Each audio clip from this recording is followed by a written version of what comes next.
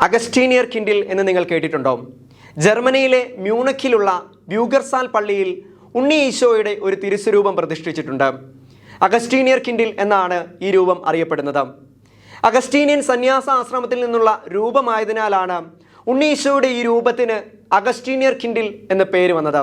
1817 കാലഘട്ടത്തിൽ ആശ്രമം അടച്ചുപൂട്ടേണ്ട സാഹചര്യം ഉണ്ടാവുകയും ആശ്രമത്തിൽ നിന്നും ഏതാണ്ട് 100 മീറ്റർ അകലെയുള്ള ബ്യൂഗർസാൽ പള്ളിയിലേക്ക് ഉണ്ണിയേശുവിൻ്റെ ഈ തിരുസ്വരൂപം കൈമാറുകയുമാണ് ഉണ്ടായത്. അന്നു മുതൽ മ്യൂണിക്കിലെ ജനങ്ങൾക്ക് എന്ത് പ്രശ്നമുണ്ടായാലും ഏതൊക്കെ വിഷമഘട്ടത്തിലൂടെ അവർ കടന്നുപോയാലും ഓടിയെത്താൻ സാധിക്കുന്ന ഒരു പുണ്യസങ്കേതമായി മാറുകയായിരുന്നു ഇവിടം. ഇന്നിവിടം ഉണ്ണി ഈശോയുടെ ഒരു തീർത്ഥാടന കേന്ദ്രമാണ്. ക്രിസ്തുമസ് കാലത്ത് ബ്യൂഗർസാൽ പള്ളിയിൽ പരമ്പരാഗതമായി നടത്തിവരുന്ന ഉണ്ണിയേശു ആരാധനകളോടനുബന്ധിച്ചാണ് അഗസ്റ്റീനിയർ കിൻഡിൽ തിരുസ്വരൂപം പുറത്തെടുക്കുന്നത്.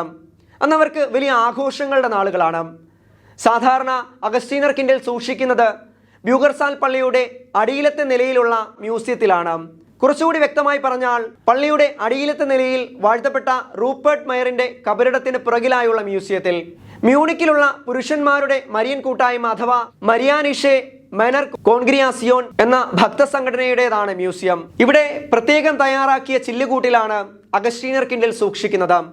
അതുല്യമായ ഒരു കലാസൃഷ്ടി എന്ന് വേണം പറയാൻ. വിലയേറിയ കസവ് കൊണ്ടും ചിത്രപ്പണികളോട് കൂടിയ വസ്ത്രം കൊണ്ടും ഈ തിരുസ്വരൂപം പൊതിഞ്ഞിരിക്കുന്നു.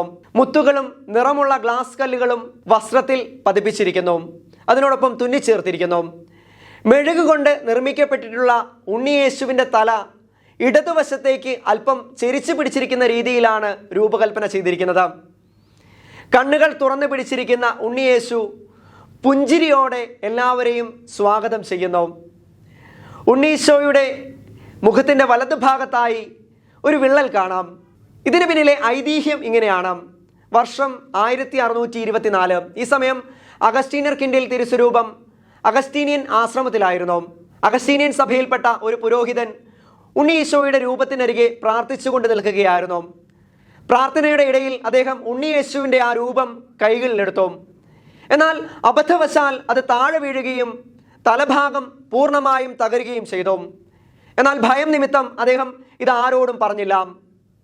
ഇതാരും അറിയാതിരിക്കാൻ രൂപം പൊതിഞ്ഞ് അലമാരയിൽ സൂക്ഷിക്കുകയും പ്രാർത്ഥനയോടെ ഏതാനും മാസങ്ങൾ ചെലവഴിക്കുകയും ചെയ്തു. അങ്ങനെ ക്രിസ്മസ് കാലം വന്നെത്തി.